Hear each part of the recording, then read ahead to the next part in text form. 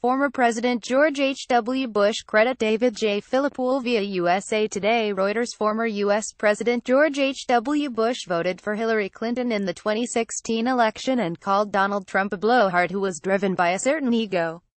His son George W. Bush left his ballot blank and said about Trump, "This guy doesn't know what it means to be president." The revelations, contained in historian Mark Updegrove's The Last Republicans, available in bookstores later this month, represent the strongest criticism to date from the Bush clan on why their Republican successor is uniquely unfit to hold office. "I don't like him," the elder Bush told Updegrove in May 2016 before the elections in November of that year, according to excerpts of the book obtained by AFP. "I don't know much about him, but I know he's a blowhard. And I'm not too excited about him being our leader." Jeb Bush credit Mike Blake. Reuters. The younger Bush, meanwhile, was skeptical about then-candidate Trump's chances in a race in which his younger brother Jeb was an early favorite.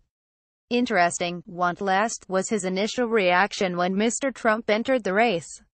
Once the bombastic billionaire real estate magnate secured the Republican nomination, Mr. Bush expressed surprise and worried about Mr. Trump's lack of humility, and thus his inability to recognize his own limitations and surround himself with more knowledgeable people. "As you know from looking at my family," Mr. Bush said, "humility is a certain heritage, that's what they expect, and we're not seeing that in Mr. Trump." Donald Trump credit Evan Vuchop after Mr. Trump said, "I'm my own advisor." Mr. Bush quipped, "Wow, this guy really doesn't understand the job of president." The comments are sure to escalate a long-running feud and come after George W. Bush gave a speech last month that condemned bigotry, bullying and lies in U.S. politics in what was widely seen as a broadside against Mr. Trump, even though the president was not mentioned by name.